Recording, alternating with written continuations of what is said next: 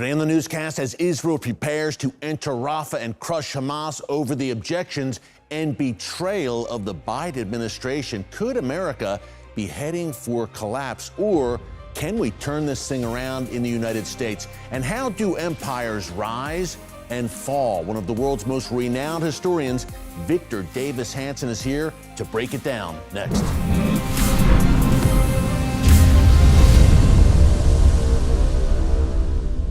Hey folks, Eric Stakelbeck here. Welcome to the Watchman Newscast. We broke down on yesterday's Watchman Newscast live stream what I can only call a betrayal of Israel by the Biden administration. Now, Joe Biden confirmed this week that the United States is freezing any shipments of arms to Israel in the time of Israel's greatest need, when Israel is surrounded on all sides by existential threats that seek its destruction. Joe Biden picks now, and America, of course, is Israel's greatest ally, or at least has been historically. He picks now to, in the eyes of the world, as the joint enemies, the shared enemies of America and Israel are taking notes and watching very closely. Now is the moment where he chooses to throw Israel under the bus. Again, the most perilous time for Israel since its miraculous rebirth in 1948. And speaking of which, Israel celebrates its 76th birthday next week, on Tuesday, May 14th. Talk about timing again for a knife in the back, but that's exactly what Israel faced this week. Here's the good news. Israel, despite the objections and the threats by the Biden administration and Europe, is continuing its push into Rafah. Now, the IDF is reportedly trying to avoid a major offensive in Rafah.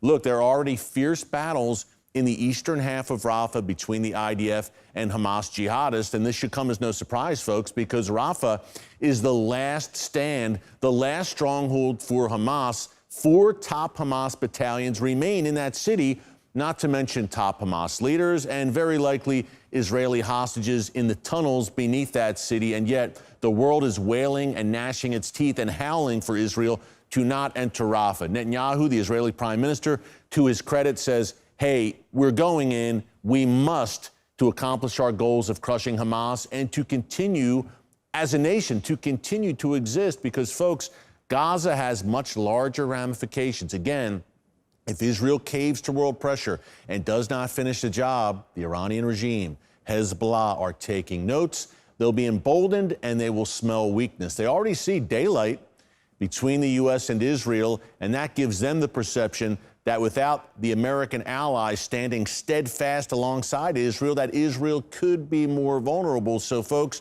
don't be surprised if we see some more fireworks in the weeks to come in the wake of that, again, betrayal by the Biden administration. In the meantime, to Israel's north, things with Hezbollah, folks, have reached a fever pitch where this has become a daily massive barrage of rockets and drones into northern Israel from Lebanon, and the IDF is responding with airstrikes that are increasing in frequency and intensity. And by the way, I have to mention, to the south, 4 IDF soldiers. Just so you know that Gaza is anything but finished, 4 IDF soldiers killed in Gaza this morning. So to the north and to the south, Israel is facing these existential threats. And folks, a lot of people have asked me, as all this madness has unfolded, how can we help? How can we support Israel in its time of greatest need and fulfill that biblical mandate laid out in Genesis 12:3 to bless the people of Israel? Well, folks, a good way to do it is to partner with our sponsor for today's newscast, ARTSA. Now, if you watch a newscast on a regular basis, you've seen me talk about ARTSA in the past. Go to artsabox.com. Use the discount code WATCHMAN, that's M-A-N, WATCHMAN, to get a 10% discount off your ARTSA box. What this is literally a taste of the Holy Land coming to your doorstep in a beautiful box that contains products made in Israel by Israeli artisans and small businesses. Folks, number one, the quality is amazing. You see the images there on your screen. But number two, in partnering with ARTSA and getting an ARTSA box subscription, you are blessing Israel because you're blessing Israeli small businesses who, through sweat and toil, are making these beautiful products contained in the ARTSA box. And not only that, remember, Israel's economy has taken a massive hit since October 7th. And as the war continues, Tourism is virtually dead right now in Israel, and that's one of the driving factors in Israel's economy. But you might not be able to get to Israel right now, but you can bring Israel to your home with an Artza box. So again, check it out. It's artzabox.com, discount code WATCHMAN for that 10% discount. Great folks doing God's work. We support Artza very strongly. Speaking of doing God's work, as an historian, as a true watchman on the wall, Victor Davis Hanson, one of the world's top historians, senior fellow at the Hoover Institution, best-selling author many times all over, and author of the brand new book, The End of Everything. An amazing read, folks. Hey, beach season here, summer read. I'm a history buff. You have the ultimate guide for your journey through the annals of history when you pick up a book by Victor Davis Hanson. He joined me on Stackleback tonight. Remember, that's our brand new daily show on TBN every Monday through Friday, 7:30 p.m. Eastern Time, with a re-air at 10:30 p.m. Eastern Time every night. VDH, Victor Davis Hanson, joined us to break down not only the situation in the Middle East and the ripple effects of that, but he really keyed in on the United States. The struggles we're having in this country where I'm standing right now, can this thing be turned around? And the consequences if it doesn't, and the role that faith and turning back to God and national revival plays in all of this. So how do empires rise and empires fall? Here's my interview with Victor Davis Hanson. It seems this move by the Biden administration sends the worst possible signal at the worst possible time to the enemies of the free world. Do you see this as a pattern that's been developing over the past few years? And where does this ultimately lead for America? Well, anytime the United States exhibits a distance between us and Israel, then opportunistic actors in the region fill that void. And we saw that when the Biden administration came in. As you remember, we restored financial aid to Hamas. We got rid of the terrorist designation of the Houthis. We tried to get back in the Iran deal. And they took note of that. And then they also calibrated the flight from Afghanistan, the failure to do anything about the Chinese balloon.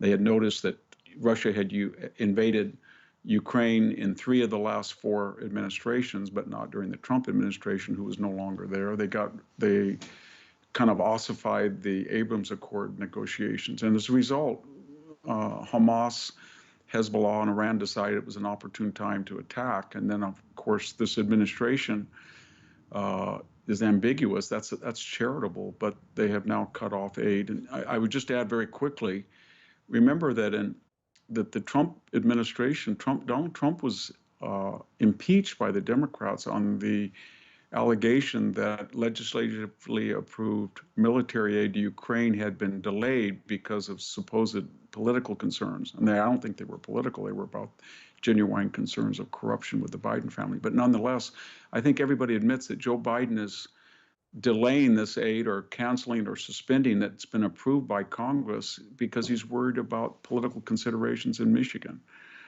And so it's very ironic. And the United States is in a period of, I guess, uncertainty. I don't quite want to say decline because we still have a lot of great strengths, but we're engaging in suicidal conduct on the border with borrowing $1 trillion every 3 months, with 45,000 recruits short, and yet we seem to be, and we just don't recognize it. We're impervious. We just feel that we're indomitable, but we're not reinvesting in our preeminence. Yeah, Victor, what a dangerous time. Historically, of course, we have a gathering storm, the likes of China, Russia, Iran, North Korea, and then here at home, we've seen these widespread pro-Hamas rallies over the past few weeks. You've talked a lot about radicalism on American college campuses. What has been your take on the larger ramifications of these protests?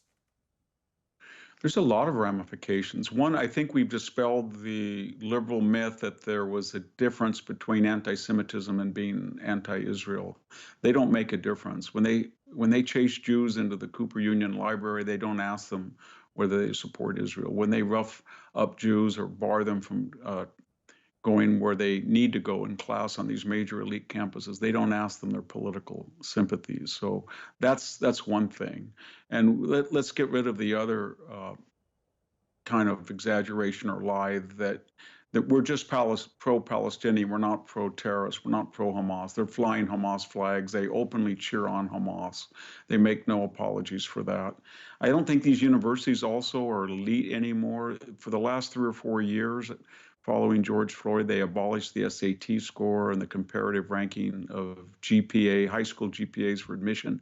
A lot of these students, according to the university's prior standards, which they had assured us for decades were essential for their own prestige and preeminence, they're not qualified.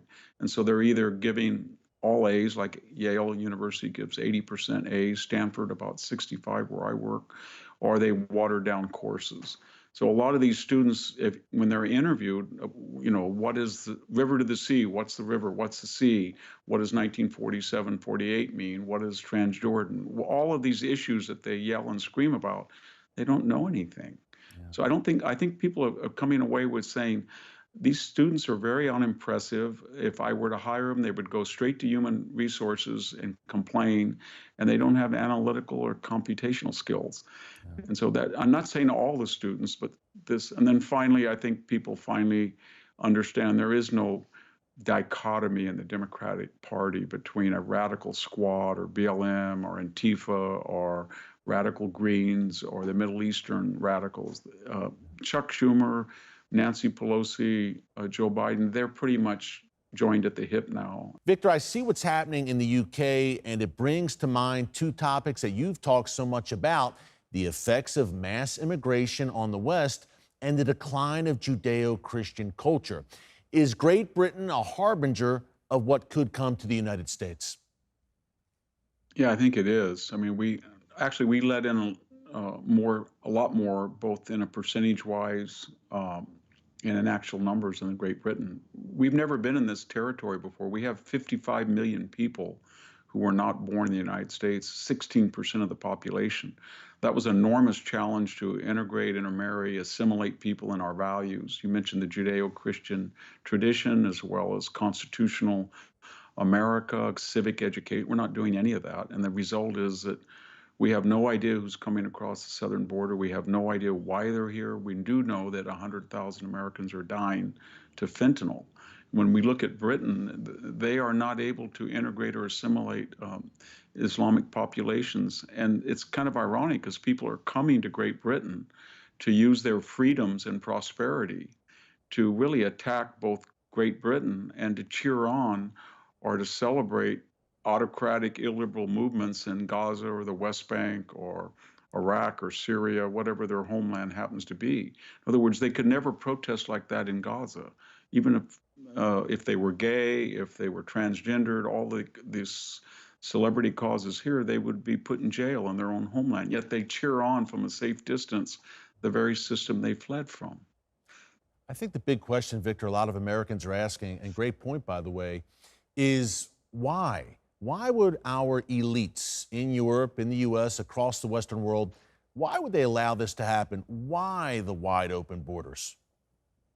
I think there's two types. I think there's a left-wing elite who feels utopian and they want to help the poor of the world, and that they're wealthy enough and influential enough, right zip code, right title, right degree, that they're insulated. So they don't experience the real Grand Valley or the inner city of Chicago experience with illegal migration. And then there's another group, the same political side, but they feel that their agenda does not resonate with 51% of the population. And so therefore they welcome people in, both to change congressional districts by using residents in the census counts, but more importantly, they see this as a future investment for larger government, tribal politics, more entitlements, and they do it for naked political purposes. I think that's why the Biden administration is doing this, and it's helped by very naive people who have one reality, and that is they're never going to be subject to the consequences of their own ideology. Yeah, we're going to talk more about the end of everything, your great new book, Victor, but you're a military historian, a historian on many levels, but some of the warning signs we see here in the West Do you see that pattern throughout history when empires fall? Yeah, I think they do. They get very naive and complacent, and they feel that their walls in the ancient world will never be taken, breached, because they're so formidable or their reputations are such. And then insidiously, very gradually, they start not to invest in defense or not to invest in civic education or not to remember that who their neighbors are and how dangerous they are and how dangerous people who don't hate them and want to destroy them are. And they get into situations in which they have no idea what's going to happen. And I think part of that is part of that paradigm. We're suffering from affluence and leisure and complacency, and we're not investing in defense. We're not investing in civic education. We're financially imperiled with this $36 trillion debt, and we have enemies who want to take advantage of that: China, Russia, Iran, North Korea, and we seem to think, well, we're the United States, they can't do anything to us, and yet they're on the move, and we don't seem to be preparing for it. Victor, you talk about not only the end, but I mean the sudden end of empires, not so sudden in some respects, but to some it may seem overnight. The end of Carthage, a Greek city-state, the Aztec civilization, Constantinople. Is that even more possible? I mean, almost seemingly sudden annihilation today with the obvious nuclear factor, nations wielding nuclear weapons. This seems it could happen faster than ever. Yeah, or with chemical weapons or bioweapons or artificial intelligence. In the epilogue, I talk about all the existential threats. I mean, North Korea has the ability to wipe out South Korea, and it keeps promising to do so. We just ignore it. And not long ago, the Turkish president said he wanted to send missiles and annihilate Athens, and over a dispute in the Aegean Sea. Of course, Iran almost habitually says they're going to wipe out Israel. Rafsanjani 20 years ago said that Israel was a one-bomb state, and it was a miracle that half of the world's Jewry was in one place, therefore making their extinction possible. So we have all of these threats. In fact, one of the ironies was China has threatened to absorb Taiwan and says it really never existed, and it's going to reabsorb it back into the Chinese mainland. And I wrote about that in the epilogue, and all of a sudden, the Chinese translator and Chinese edition, which has been treated me pretty fairly and has a big market for other books, they told me either to get rid of that line or they were going to cancel it. They were so angry about it, and I couldn't, so they canceled the Chinese edition. Stunning. So it shows you that they're very sensitive to this because they're making daily threats about reclaiming Taiwan and then ending the idea of a Taiwanese culture.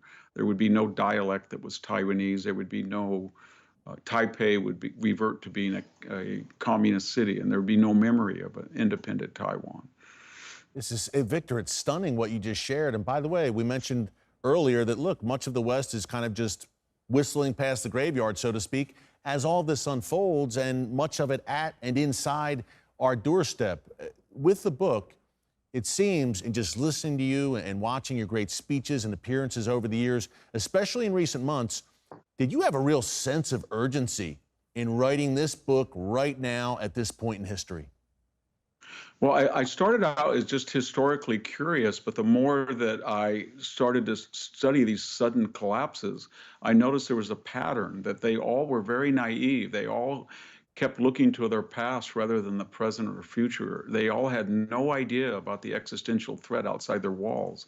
They all believed that Alexander the Great was he had been trained by Aristotle, or Scipio was with the historian Polybius. So they didn't think these people had the ability or the desire. But if they had been rational and looked at the actual status of their society vis-a-vis the conqueror, they would have been terrified. But there was a sense of complacency about all of them. We're indestructible was almost the sense. Hey, we've got about a minute left. Can have. Of course. We talked about the decline of Judeo-Christian values, civilization.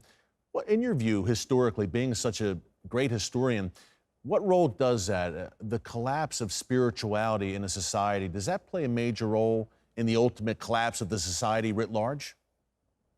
Yeah, it does. From a very pragmatic view, when you have a population that doesn't believe in transcendence, that is, that their conduct on this world will affect in some way their soul in the next, then they live for the moment. They feel that this is all there is, the corporal existence.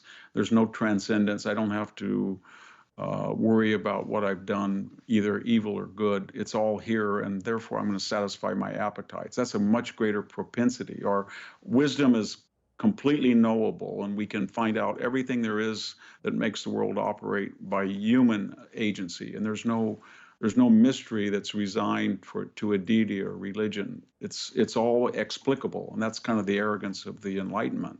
And we're in that stage now with our universities, especially, where most people feel we are God on earth, and then we have to be, because there's nothing else, and there's no such thing as a soul, and there's no memory of what we do on this earth. And collectively, that can be really dangerous for society. Our founders knew that. Even the ones that weren't Christians believed in deism, that Christianity was valuable for the body politic, even if they didn't believe in it. Yeah, it could lead all to a dark place, Victor, what we're discussing. But thank God we have you shining a light in the darkness as always. Victor, thanks so much for joining us. Incredible insights from the one and only Victor Davis Hanson. Again, folks, the book is called The End of Everything: How Wars Lead to Annihilation. It's really a book for such a time as this. You can pick it up wherever books are sold. A great summertime read, and it's not depressing despite the title. It's an eye-opener, and Victor Davis Hanson is an optimist, but he's clear-headed, clear-eyed, as you just heard. That was a lot of information that you need to hear, packed in a short space of time. Hey, many more interviews like that on the Stacklebeck Tonight Show. Again, a quick reminder, every weeknight, Monday through Friday, 7:30 p.m. Eastern Time and 10:30 p.m. Eastern Time on TBN. And while you're at it, be sure to subscribe to the Watchmen YouTube channel right here and click notification bell so you get alerts every time a new video is posted. We're watching the situation in Israel very, very closely right now, folks. I really believe this statement by Joe Biden this week absolutely emboldened Israel's enemies. And could they be of the frame of mind now that, hey, okay, maybe now is a time to move. We don't have to worry about the United States riding to Israel's rescue. Maybe we move now. Two factors they should remember. Number one, the IDF is very well equipped, even with the weapons being withheld, very well equipped and very well trained to deal with these threats. And number two, and most importantly, the God of Israel, the God of Abraham, Isaac, and Jacob, neither slumbers nor sleeps. So as we head into the weekend, be encouraged and take heart. Thanks so much for joining us here on The Watchmen. Until next time, God bless you. And remember, never hold your peace. Hey everyone, thanks for checking out the Watchmen Newscast. Make sure you hit the subscribe button so you never miss an upload, and tap the bell icon so you're notified every time a new video is posted. And don't forget to share your thoughts, insights, and comments below. Thanks for watching. We'll see you back here tomorrow.